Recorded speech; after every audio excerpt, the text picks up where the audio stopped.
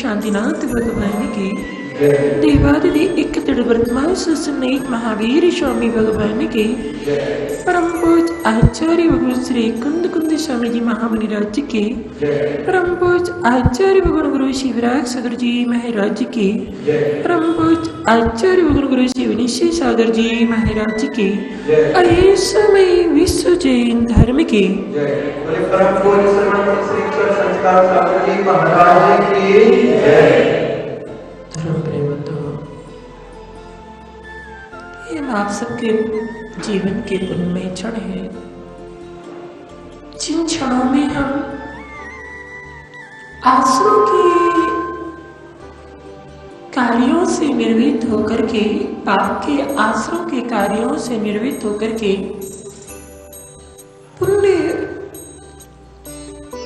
आसुरों करने के लिए पुण्य का लाभ लेने के लिए शांतिनाथ भगवान के छत्र छाया में बैठ करके भगवान के देशना को श्रवण करते हुए अपने जीवन को कृतार्थ बना रहे हैं। हमारे समक्ष राजर्षि अमोघ वृक्ष मुनिराज के प्रश्नोत्तर मालिका ग्रंथ विराजमान है। भक्त जिज्ञासु के द्वारा जिज्ञासा की जा रही भगवान की मोक्ष तरो बीजम, मोक्ष रूपी वृक्ष का बीज क्या है, अर्थात वह कौन सा ऐसा पुरुषार्थ है, ऐसा कौन सा कार्य है जिससे संसार का अंत हो और हमारा मोक्ष मार्ग प्रशस्त हो। ऐसा कौन सा कार्य किया जाए जिससे संसार के जो दुख है, संसार के दुखों की परिपाटी है, वो समाप्त हो और सुख का मार्ग प्रशस्त हो। तो आचार्य को यहाँ पर उस जिज्ञासु को उसका समाधान करते हुए कहते हैं, सम्य ज्ञानम क्रिया सहितम, वही सम्य ज्ञान जो क्रिया यानी चारित्र के साथ हो। ज्ञान होने के बाद भी अगर वो ज्ञान हमारे चारित्र में नहीं उतरता है, हम उसको अपने चारित्र में नहीं उतारते हैं, तो ज्ञान कोई कार्यकारी नहीं है। वह आपको सुखों का मार्ग प्राप्त नहीं करा सकता है, वह आपका मोक्ष का मार्ग प्रशस्त नहीं कर सकता है। हतम ज्ञानम क्रियाहीना, अर्थात ज्ञान के अनुरूप अगर क्रिया नहीं है तो वह ज्ञान निरर्थक है। वह ज्ञान वैसे है जैसे पंगु व्यक्ति उसको पता है कि मार्ग जो है समीचीन मार्ग है, ये मार्ग असमीचीन मार्ग है, उसको पता है, बस ज्ञान है मगर वो चल नहीं सकता है क्योंकि पैरों से अपंग है। इसी प्रकार से ज्ञान अगर है और ज्ञान होने के बाद में वो चारित्र्य में नहीं है तो चारित्र्य के बगैर वह ज्ञान पंगु है, वह लक्ष्य को प्राप्त नहीं करा सकता है। जब तक चारित्र्य में नहीं उतरेगा।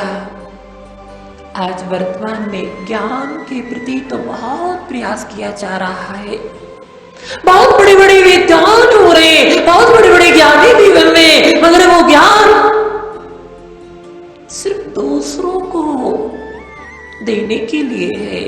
वो ज्ञान मान सम्मान की भावना को लिए हुए, सम्मान के लिए, ख्याति पूजा लाभ के लिए प्राप्त कर रहे, तो यानी वो अगर चारित्र्य में नहीं उतरेगा तो ज्ञान कोई कार्यकारी नहीं है।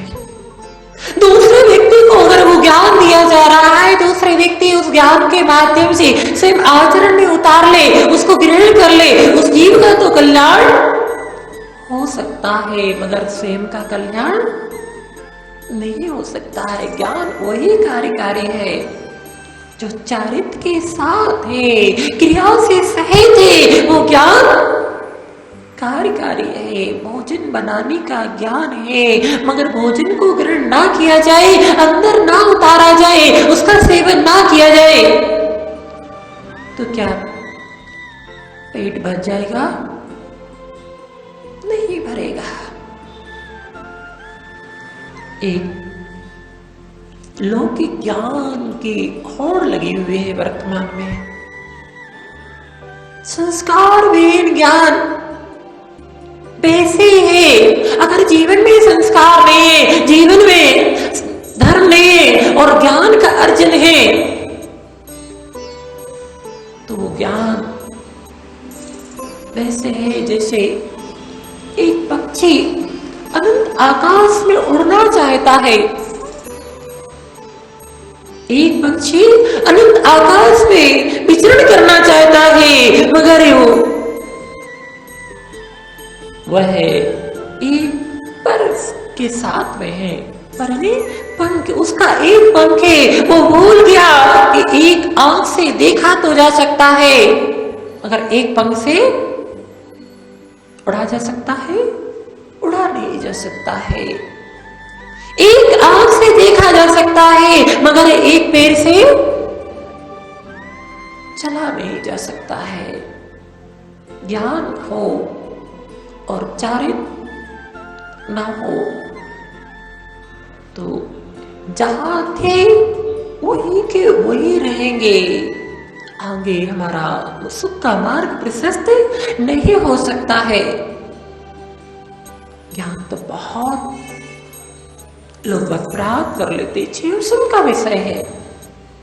जिस जीव का जैसा चेवसम होता है, अगर किसी का चेवसम अच्छा है और अच्छा चेवसम है तो बहुत सारा उसको ज्ञान हो सकता है मगर वह आचरण में नहीं उतारे तो ज्ञान कोरा ज्ञान रहेगा, उसके ज्ञान के माध्यम से उसको कोई उपलब्धि होने वाली नहीं है। आज लौकिक ज्ञान के पीछे बहुत व्यक्ति दौड़ रहा है, उस लौकिक ज्ञान के साथ साथ उसका लक्ष्य मान लौकिक सांसारिक सुखों की प्राप्ति का है, आत्मा के हित रूप उसका कोई लक्ष्य नहीं है। ज्ञान तो बहुत है, जितना अब वर्तमान में देखा जाए कितने बड़े बड़े वैज्ञानिक, कितने बड़े बड़े इंटरेस्टेड आदि कितने बड़े बड़े ज्ञान से सहित हो गए मगर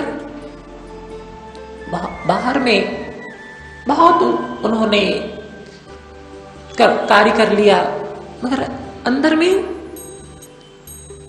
उससे सम्यक ज्ञान चारित अर्थात उसको अपने जीवन में कोई भी उसके उतरा नहीं है तो कोई कार्यकारी नहीं है। एक बार एक बहुत बड़ा वैज्ञानिक एक संत के पास आया और संत के पास आकर के उसने संत से पूछा कि आधुनिक विज्ञान के बारे में आपकी क्या राय है। आज आधुनिक विज्ञान ने कितने कितने आविष्कार कर लिए हैं, बहुत बड़े बड़े आविष्कार कर लिए, कैसे कैसे भौतिक प्रसाधनों को उन्होंने तैयार कर दिया। पहले आप लोगों को कहीं जाना पड़ता था तो समय लगता था, किसी से बात करनी पड़ती है तो पहले क्या करते थे, चिट्ठी लिखते थे। और आज मोबाइल चल गए, यहीं बैठे बैठे तुरंत और डायरेक्ट है। ऐसा नहीं, पहले तो बात होती थी तो सिर्फ दिखता नहीं था, आज तो वीडियो कॉलिंग हो गई, सब कुछ, कितने भौतिक प्रसाधन हो गए, कितनी सुख सुविधाएं हो गई, सब कुछ है। मगर आपस में स्नेह, प्रेम, एकता, ये सब समाप्त हो गए।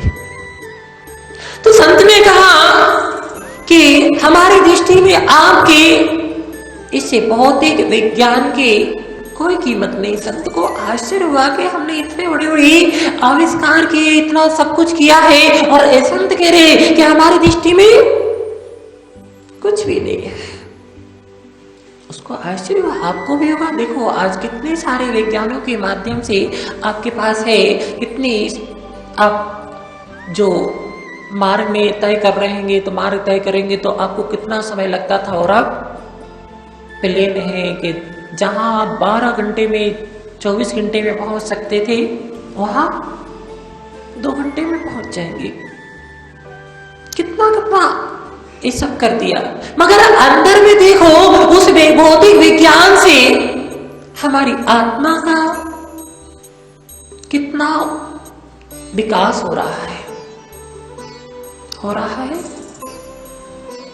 आपस में कोई प्रेम वात्सल्य कुछ भी नहीं है। हम धर्म से बिल्कुल न्यून होते जा रहे, धर्म से दूर होते जा रहे। अगर धर्म हमारे जीवन में नहीं है, अगर संस्कार हमारे जीवन में नहीं है, पैसा कमा लोगे, सब कुछ कर लोगे, भौतिक प्रसाधन बाह्य इंद्रिय विषय का लाभ भी ले लोगे, मगर वो संस्कार नहीं है, शिक्षा नहीं है, तो उससे हमारे जीवन का क्या विकास हो सकता है? कुछ भी नहीं हो सकता। बस यही पर है, यही, इसके बाद में सब बेकार है। माताएं पहले बच्चों को संस्कार देती थी, आज के समय में पहले देखो बालक को गर्भ से लेकर के, गर्भ में आया है जीव और गर्भ से लेकर के बच्चों को गर्भ में भी है तो कैसे कैसे पुरुषार्थ करती थी, कैसे भाव बनाती थी, वो सारे के सारे संस्कार उस गर्भस्थ बालक के ऊपर पड़ते थे। ऐसा कोई पुरुषार्थ नहीं करती थी, ऐसा कोई कार्य नहीं करती थी, ऐसे एक खराब भाव नहीं बनाती थी जिसके कारण से वो गर्भस्थ बालक के ऊपर खराब असर हो। और आज के समय में ये सब समाप्त हो गया। गर्भ में बालक है, माओ की देखो कैसी कैसी प्रवृत्ति होती है, कैसे कैसे भाव पुरुषार्थ उनके होते हैं, वो सारे के सारे संस्कार उस गर्भस्थ बालक में पड़ते हैं। अभिमन्यु का महाभारत में उदाहरण आपने देखा है, देखा जब अभिमन्यु अपनी मां के गर्भ में था तो उस मां ने जो संस्कार दिए, बाहर में जो दृश्य था, बाहर में जो कार्य था, जो उसमें संलग्न थे, उसके माध्यम से वो सारे के सारे संस्कार उस बालक में पड़ते गए। आचार्य मुकुंद कुंद स्वामी की वो भी तो माँ थी, थे कि नहीं थे?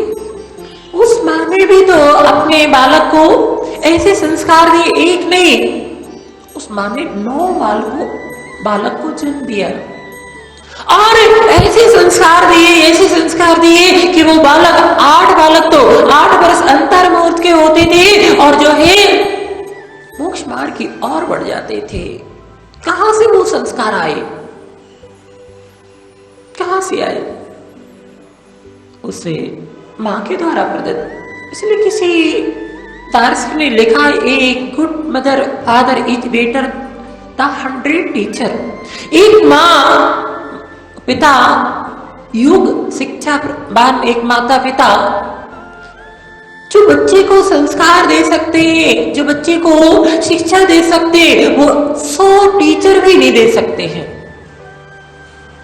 बचपन में जो संस्कार दे दिए जाते हैं, बचपन में जो धर्म आदि के संस्कार दिए जाते हैं, वो संस्कार उसके पूरे जीवन पर काम आते हैं। और बचपन में संस्कार में पौधा उग रहा है, और पौधा उगते ही साथ जी, पौधा उग रहा है, उगते ही साथ अगर उसको जैसे संबल दे दोगे, अगर उसको टेढ़ा मेढ़ा दे दो तो पौधा टेढ़ा मेढ़ा, उसको संबल दे दोगे तो सीधा हो जाता है। अब टेढ़ा होने के बाद में अब उसको सीधा करने का पुरुषार्थ करो, हो जाएगा। आज वही तो हो रहा है। बचपन में जो संस्कार बालक को देने चाहिए थे, गर्भ अवस्था में जो संस्कार बालक को देने चाहिए थे, वो संस्कार नहीं दिए। अब बाद में बच्चे से बोलते हैं कि अब मंदिर जाना चाहिए, अब आपको ऐसा नहीं करना चाहिए। बालक सुनता है? नहीं सुनता, वो वही करता है। बचपन में जैसे संस्कार दिए जाते हैं, वो अलग बात होती है कि वो संस्कार अगर किसी बच्चे को बचपन में नहीं दिए गए और बाद में अच्छे मार्ग पे अगर कोई बढ़ गया तो वो उस जीव का पुण्य होता है। पूर्व का पुण्य था कि वो आज उदय में आया, तो वो संस्कार से रहित होने के बाद में भी और ऐसा एकाएक उसके जीवन में परिवर्तन हुआ कि वो अच्छे मार्ग पर बढ़ गया। मगर आपका पुरुषार्थ तो समीचीन नहीं रहा। आपने जो संस्कार दिए वो समीचीन जो है संस्कार नहीं दिए। नीति वाक्य में थे चाणक्य नीति। चाणक्य नीति में चाणक्य ने लिखा है, माता शत्रु पिता वीरी एन बालो न पाठता ना शोभते सभा मध्य हंस मध्य बको था। वो माता पिता पुत्र के संतान के शत्रु हैं, जो बचपन में उनको संस्कार नहीं देते हैं, धर्म की शिक्षा नहीं देते हैं। वो माता पिता उस बालक के शत्रु हैं। माता पिता का कर्तव्य होता है कि पहले उनको संस्कारों को देना चाहिए, पाठशालाओं में भेजना चाहिए। पाठशालाओं में संस्कार मिलेंगे, वो बच्चे संस्कार बनेंगे। और संस्कार के साथ अगर बच्चे हैं, अच्छे संस्कार हैं, धार्मिक संस्कार हैं, फिर वो किसी भी मार्ग में जाए, किसी भी लाइन में जाए, कभी वो दुखी नहीं हो सकता है। पैसा कमा लेना, बड़ी बड़ी डिग्री प्राप्त कर लेना, वो उसके जीवन के लिए कोई कार्यकारी नहीं है। पैसा तो कोई भी कमा सकता है, बड़ी बड़ी डिग्री प्राप्त करके और बड़े बड़े विदेशों में जाकर के और अपने धर्म और संस्कृति को भूल करके कोई भी ये सब कर सकता है। अगर उसके जीवन में संस्कार नहीं है, कभी भी वो जीवन में सुखमय जीवन उसका नहीं हो सकता है। हमेशा दुखी रहेगा और अभी वर्तमान में भी रहेगा और भविष्य भी उसका अंधेरे में रहेगा। कोई भरोसा नहीं है। नियम से वो पतन को प्राप्त होगा। संस्कारों को देना चाहिए। पाठशालाओं में बच्चे 6 वर्ष के पहले रहते थे, 5 वर्ष या 6 वर्ष बाद स्कूल भेजा जाता था। इससे पहले घर पे रहते थे, बच्चों को संस्कार दिए जाते थे, पाठशालाओं में भेजा जाता था, वो परिपक्व हो जाते थे, अच्छे मजबूत हो जाते थे। फिर इसके बाद में वो बालक निकलता था तो वो संस्कार किसी भी जगह जाए वहां पर भी वह अपना एक अलग प्रभाव उसका हुआ करता था। और आज मालूम भी नहीं चलेगा कि कौन जैन है कौन नॉन जैन है, पता ही नहीं रहता है। एक बार किसी बिल्कुल सच्ची घटना है, पहले लोग जैन व्यक्तियों के प्रति, जैन समाज के प्रति कैसी उनकी दृष्टि हुआ करती थी। अगर जैन व्यक्ति ने कुछ कह दिया तो सत्य मानी जाती थी, बहुत सम्मान की दृष्टि रहती थी जैनों के प्रति। तो कोई नॉन जैन ने अपने घर पे भोजन के लिए जो है आमंत्रित किया, तो उसको पता था कि जैन लोग कब भोजन करते हैं, शाम को क्या बोलते हैं उसको, अंथो, जानते हैं अंथो शब्द। तो उसने शाम की जो है उनको आमंत्रित किया, तो शाम के लिए जो है भोजन की शाम को व्यवस्था की। और वो जैसे ही आया उसने कहा सब चलता है, रात को भी चलता है और सब चलता है। अब सोचो उसके दृष्टि में वो उसकी क्या कीमत थी। और जैसे ही उसने ये शब्द कहा कि सब चलता है, उसकी दृष्टि में उसकी क्या कीमत रह जाएगी। आज हमने अपने स्तर को गिराया है, दूसरों ने नहीं गिराया, हमने स्वयं ने अपने स्तर को गिराया है। हम कम से कम इतना तो कर सकते हैं कि देखना, घर में कुछ भी कैसी भी स्थिति में रहे, बाहर जाए तो कम से कम अपने आप को, जो जैन लिखते हैं, हम अपने आप को जिनेंद्र भगवान के अनुयायी, भगवान महावीर स्वामी के अनुयायी मानते हैं, तो बाहर जाए तो कम से कम इस तरह से अपना जो शेड्यूल है, हमारी जो क्रिया है, वो इस तरह से बनाए कि आपको देख करके दूसरे जीव आपसे शिक्षा ले ले। मालूम नहीं चलता है, अगर कोई पहले के समय में किसी जैन व्यक्ति ने गवाह दे दी और उसने गवाह दे दी, उसको यथासत्य माना जाता था, क्योंकि लोगों को पता था कि जो है सत्य बोलते हैं, जैन जो है सत्य बोलते हैं। और आज के समय में अगर कोई जैन किसी भी लाइन में अगर मिल जाए तो लोगों की क्या भावना रहती है। आज हमने अपने स्तर को गिराया है, दूसरे ने नहीं गिराया, हमने स्वयं नहीं गिराया, क्योंकि हमने वो सारे के सारे जो हमारे जैन थे, हमारे जो कर्तव्य थे, हमारा जो संस्कार थे, वो सब समाप्त कर दिए। सिर्फ किसके लिए? बस हमें पैसा दिख रहा है, हमें सब बाहर में जो भौतिक चकाचौंध है उसमें हम पूर्ण तरह से लिप्त हो गए। तो आज ये स्थिति बन गई है।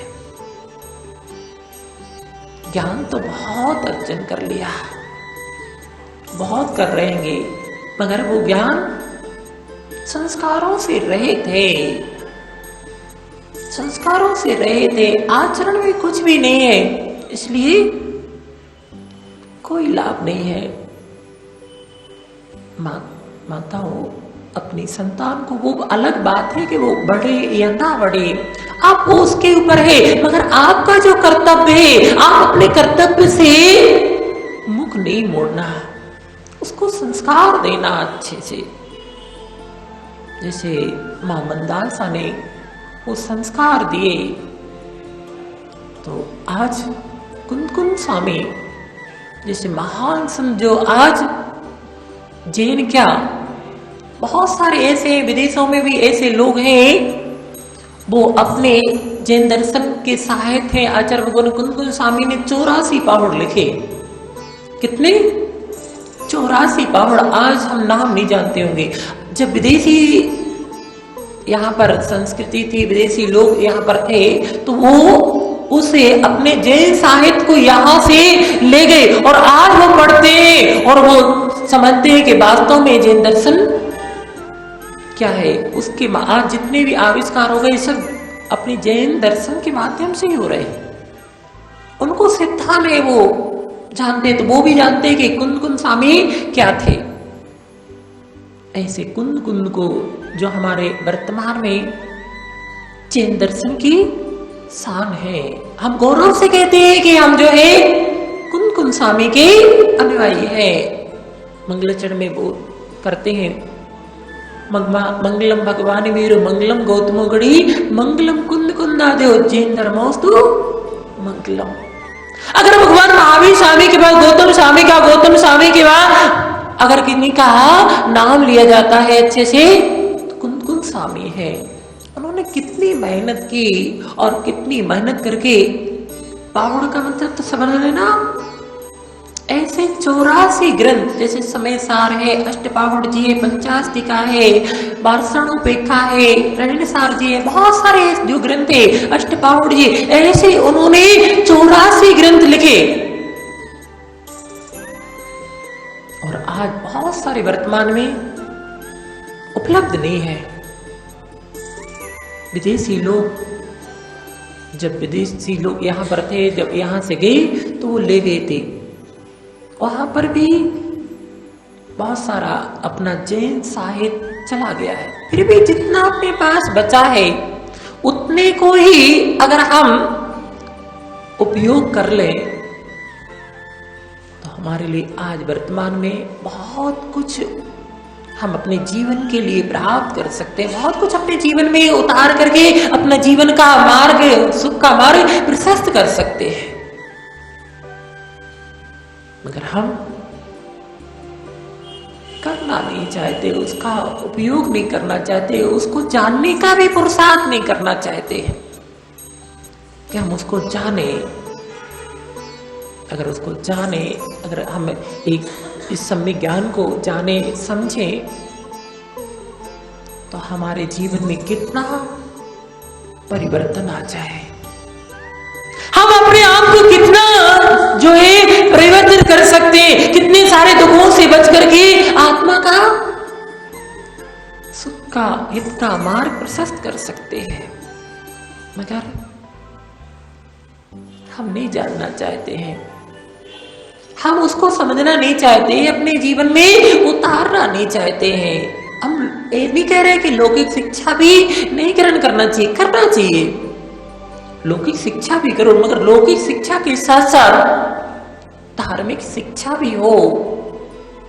बाहर में लौकिक शिक्षा बाहर में उपलब्धि आपकी करा सकते, मगर वो संस्कार नहीं है, धार्मिक शिक्षा नहीं है, तो एक पैर से जिस प्रकार से चला नहीं जा सकता है, 2 पैर होंगे तभी मार्ग को तय किया जा सकता है, मंजिल को प्राप्त किया। इसी प्रकार से संस्कार, धर्म की शिक्षा और लौकिक शिक्षा होगी तो वो व्यक्ति नियम से बहुत बड़ी बड़ी ऊंचाइयों को प्राप्त कर सकता है और आगे उसका आत्महित का मार्ग प्रशस्त हो सकता है। जिस प्रकार से यहाँ कहा गया है कि संस्कार विहीन शिक्षा से अगर सहित है, संस्कार विहीन शिक्षा है, तो इस प्रकार से सभा में, हंसों की सभा में बगुला,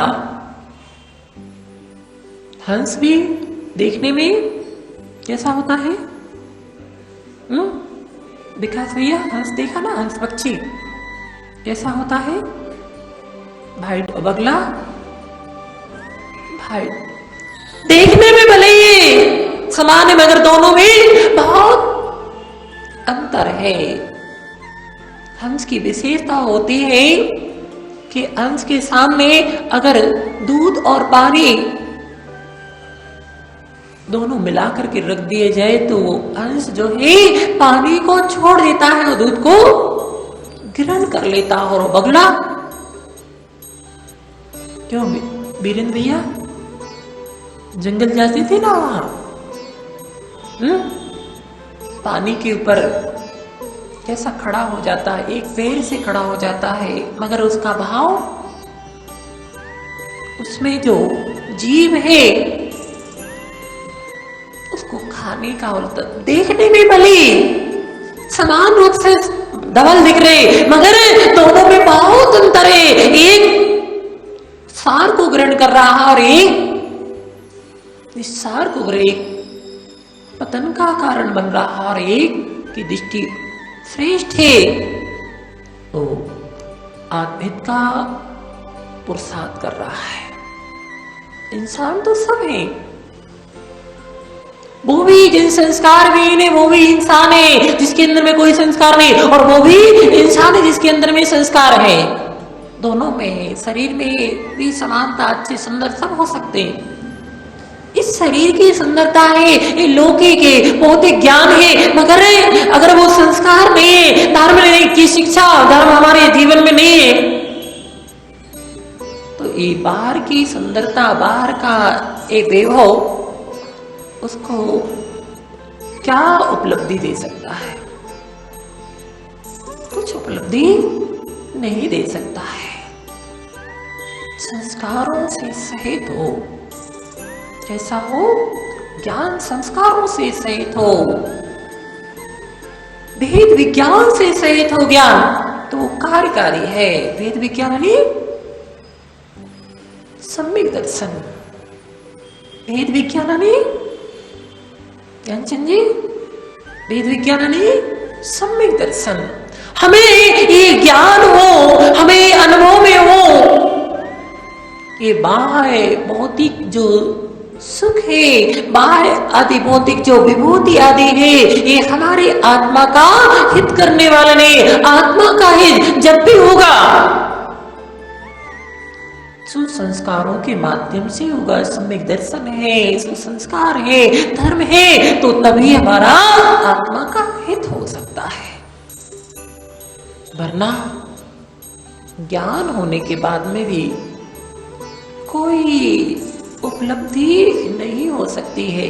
और हमने कहा था, आज जितने भी इतने विशाल विशाल अणुबमों का आविष्कार हो रहा है, सब किसके माध्यम से हो रहा है? ज्ञान के माध्यम से। अज्ञानी नहीं कर सकता, ज्ञानी ज्ञान है उसको तभी कर रहा है, मगर वो अणुबमों का कर रहा है, उसके माध्यम से क्या होगा? जीवों की प्रार्थना होगी, हिंसा होगी, वो हिंसा होगी। हिंसा के उपकरणों का जो है उसने आविष्कार किया है, तो उसके माध्यम से क्या होगा?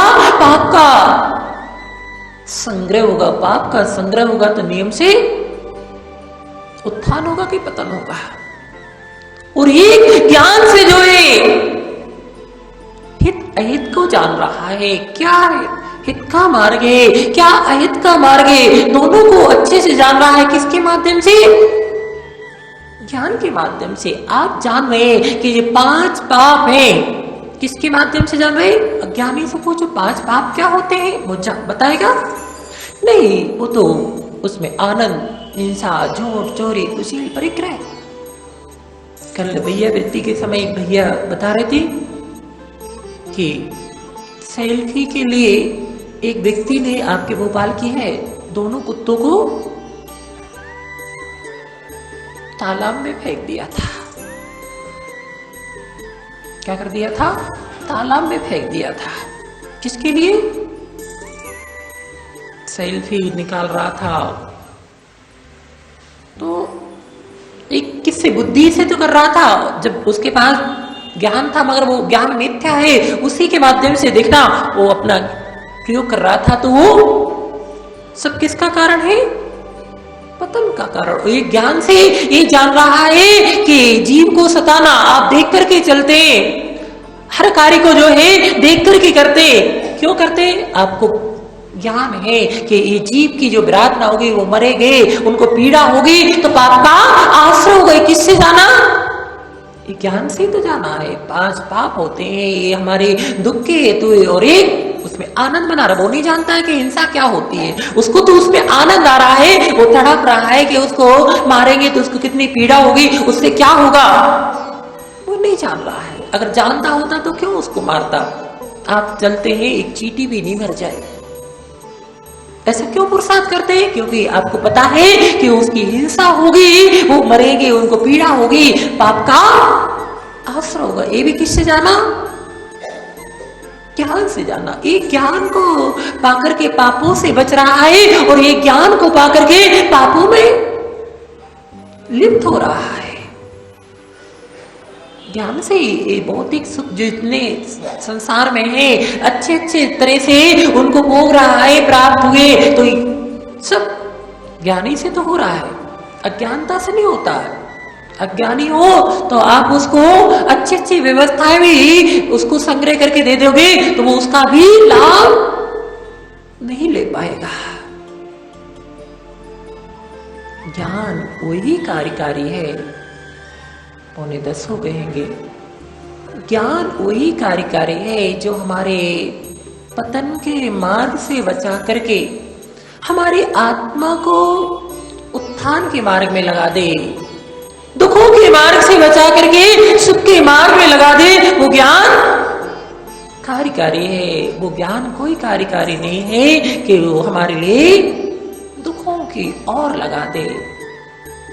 ज्ञान तो वो कार्यकारी है जिसके माध्यम से इसका हम आलम्बन लेकर के इस संसार के दुखों से बच जाए, आगे दुर्गति में जाने से बच जाए। वो ज्ञान कार्यकारी है। कहते ना, हाथ में दीपक लिए हुए हैं और दीपक लेने के बाद में भी अगर हम गड्ढे में गिर जाए तो दीपक क्या कर सकता है? दीपक का दोष रहेगा कि? हाँ, दीपक का दोष है, उसने गड्ढे में गिरा दिया लिए हुए। दीपक का दोष नहीं है, हमारा दोष है। हम देख करके उससे बचने का हमने पुरुषार्थ नहीं किया था। अंधेरे में हो वो अलग बात है, हम प्रकाश में होने के बाद में भी गड्ढे में गिरते जा रहे हैं। दोष दीपक का नहीं है, दोष किसका है? हमारा है। तो हम समझे हमारे पास ज्ञान है और ज्ञान को पाकर के हम जे पतन के मार्ग से बचें और जो है जिसमें हमारी आत्मा का कल्याण है, जिससे हमारी आत्मा दुखों से बचे, सुख को प्राप्त करे, वो ज्ञान हमारे लिए कार्यकारी है। कल देखेंगे आचार्य भगवान और क्या कहने वाले हैं। ज्ञान तो बहुत है मगर वो ज्ञान सम्यक ज्ञान नहीं। हम यहाँ पर पुरुषार्थ कर रहेंगे उसी सम्यक ज्ञान को पाने के लिए। वो सम्यक ज्ञान हम जो है अच्छे से सुने, समझे और अपनी आत्मा में उतारे तो हमारा कल्याण हो जाए। और ऐसे ही हम बस क्या मतलब इससे, हमारे पास तो हमने बहुत ज्ञान है, अच्छे से पैसा कमा लेते, हमारे पास बहुत ही सुख सुविधाएं हैं, तो उससे हमारा आत्मा का कल्याण नहीं होने वाला है। आत्मा का कल्याण जब भी होगा सम्यक ज्ञान के माध्यम से होगा। अर्थात जो जिनेंद्र भगवान ने हमारे लिए उपदेश दिया है, जो ज्ञान दिया है, उसको हम अपने जीवन में उतारेंगे तो हमारा कल्याण होगा।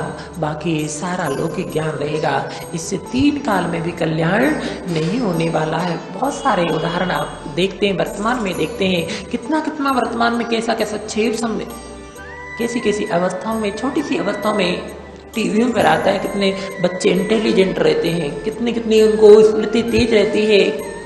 अभी सीखा नहीं था मगर उनका छेड़ इतना प्रखर था। तो ज्ञान तो किसी का भी हो सकता है मगर वो ज्ञान वही कार्यकारी है जो सम्यक ज्ञान है, पापों से बचाए, आत्मा के हित रूप पुरुषार्थ में लगाए। वही ज्ञान जो है हमारे लिए कार्यकारी है। शेष ज्ञान तो वो सब व्यर्थ है। और जो ज्ञान सम्यक ज्ञान है, हमें पापों से बचाए और पुण्य पुरुषार्थ में लगाए, वो ज्ञान हमारे लिए कार्यकारी। बाकी सब व्यर्थ है। कल अपने और देखेंगे इस ज्ञान के बारे में। थोड़ा समय का ध्यान रखते हुए जो समय अपना है, समय से आएंगे तो बहुत कुछ अपन समझ सकते हैं। नहीं आएंगे तो ठीक है, जो चल रहा है चलता रहेगा, पहले से भी चला आ रहा है और आगे ऐसे चलता रहेगा। अपन को ऐसे चलाना नहीं है, अपन को कुछ अपने जीवन में प्राप्त करना है, और प्राप्त करना है तो वही प्राप्त कर सकता है जो समय का ध्यान रखता है, समय से आता है, समय पे आकर के और लाभ लेता है, तो समय की प्राप्ति उसको हुआ करती है। वरना वही समय उसको संसार में परिभ्रमण करा देता है। ठीक ना, समझदार हैं सब लोग, ज़्यादा समझाने के लिए हम समझाते हैं, बोलते हैं, तो कुछ लोगों को लगता है विकास जी कह रहे गुस्सा नहीं करो, गुस्सा नहीं करते। जिस कहते ना माता हुआ बालक होता है ना, अब नहीं मानता है तो क्या करना पड़ता है? डांटना पड़ता है। नहीं डांटेंगे तो बच्चा मानेगा नहीं। फिर भी भावना क्या होती है डांट के साथ साथ? कि वो सुधर जाए। मुझे नहीं गुस्सा वुस्सा नहीं हम करते, मगर थोड़ा सा बोल भी देसी जोर से भी बोल देते ना, फिर भी आप लोगों को जैसा भी लगता हो, हमें अपने आप में लगने लगता है कि अरे यार अपन को क्यों।